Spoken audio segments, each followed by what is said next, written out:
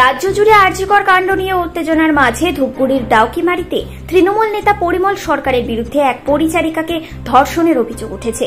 পরিমল সরকার, যিনি পশ্চিমবঙ্গ দলিল লেখক সমিতির জলপাইগুড়ি জেলা সম্পাদক। এই অভিযোগের প্রেক্ষিতে বিজেপির কর্মী ও সমর্থকরা ধূপগুড়ির ডাউকিমারিতে বিক্ষোভ মিছিল করেন।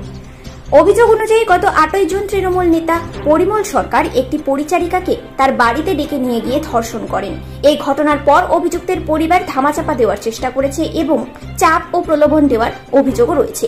অভিযোগ উঠেছে যে পুলিশ অভিযুক্তকে গ্রেপ্তার করেনি, যদিও বর্তমানে পরিমল সরকার জামিন পেয়েছেন।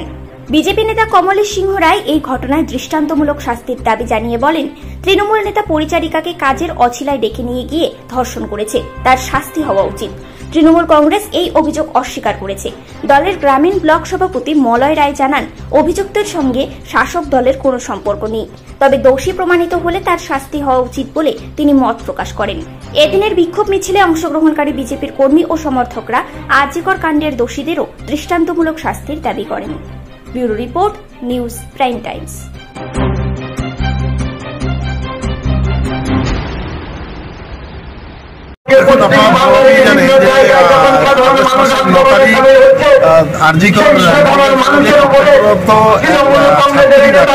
নৃশংসভাবে অত্যাচারিত হয়ে ধর্ষিত হয়ে তার প্রতিবাদে এবং ডাউকিমারির এক তৃণমূল নেতা, তৃণমূলের এক গোবিন্দ প্রতাপ নেতা, তিনি গত জুলাই মাসে এক মহিলাকে কাজের অছিলায় ডেকে নিয়ে গিয়ে ধর্ষণ করেছেন।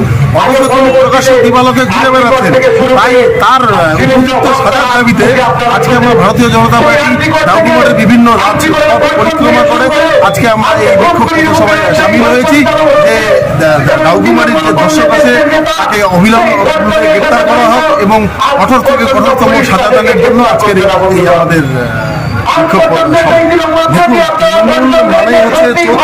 চিটার বাট্টা ধর্ষণকারীর একটা দল।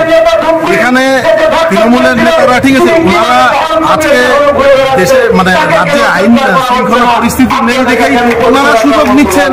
তাই সুযোগের অপব্যবহার করে ওনারা আজকে ধর্ষণ করছেন এবং মানুষের কণ্ঠরোধ করার জন্য শোনা যাচ্ছে যে ডাউকিমারির যে নেতা আছে এই বিক্ষোভ মিছিল আটকানোর জন্য তিনি পয়সার পর্যন্ত অফার করেছেন। কিন্তু ভারতীয় জনতা পার্টি আজকে কোনো প্রলোভনে পায় দেয়নি। ভারতীয় জনতা পার্টি একটাই দাবি, আরজিকর মেডিকেল কলেজের নৃশংস হত্যাকারী এবং ধর্ষণকারী যেমন সাজা চাইছে, তেমন করে এই ডাউকিমারির তৃণমূল নেতারা কঠোর থেকে কঠোর সাজা চাচ্ছে এবং গ্রেপ্তার চাচ্ছে।